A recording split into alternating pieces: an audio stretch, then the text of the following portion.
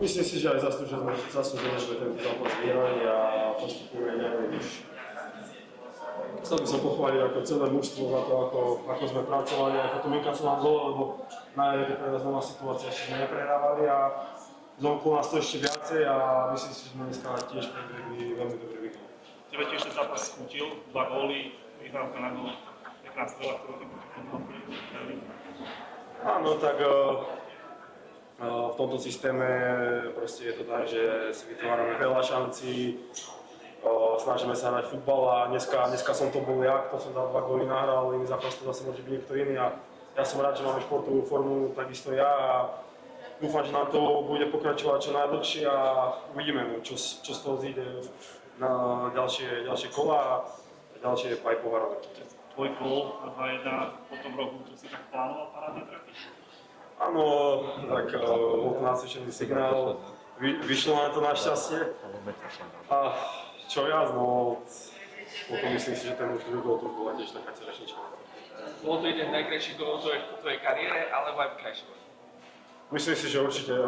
V živote som nekopal priamy kop a aj odhovárali ma, že nemám, že tu mám do rohu a že tu udržujem, ale myslel som, že už rozhodca od pieska koniec, vyhrávali sme o 2 góly, tak prečo to neskúsiť a sám som nevedel, že to tam padlo. Zase 4 góly, Peťo, to je neuveriteľné.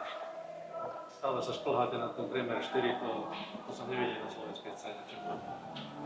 Pracujeme veľa, na tréningoch robíme veľa individualizácie, zakončenia, proste snažíme sa dávať góly, nič nepodceňujeme ani na tréningu a potom sa nám to odzrkadlí v zápase, že sme efektívni, neviem, možno mali sme dneska ešte určite nejaké 2-3 ďalšie šance, ale tak ako hovoríte, dali sme, myslím si, že sme nesli počty góly na jar, takže to je fantastické a takisto, čo sme zlepšili je defenzíva. Sice sme dostali dneska gól, ale vyhrali sme 4-1, predtým sme tiež dostali iba 1 gól za 4 zápasy alebo za 3, čiže zlepšujeme sa v obidvoch aspektoch a dúfam, že to takto bude pokračovať. Za obehu pár dní máte skóre 9-1.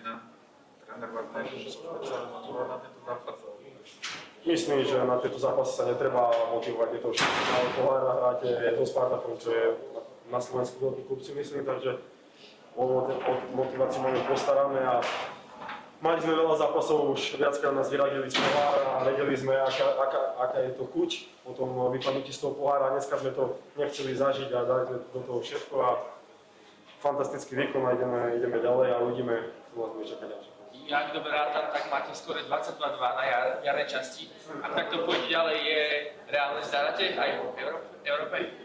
Uvidíme, vravím, podaj by nám to, čo vydržalo čo najdlhšie, strieľanie gólov a neinkasovanie gólov. Vravím, čo z toho zíde, ťažko povedať, ak by sme takto pokračovali, iba Pán Boh. Peťo, odmena pre vás asi aj na tribúnach, dnes viac ako 3,5 tisíc divákov. Určite, to je náš 12. hráč a keď by to bolo tak stále, nielen dneska, že budú stále chodiť vo väčšom počte fanúšikovia a budú nás podporovať, lebo veľmi nám to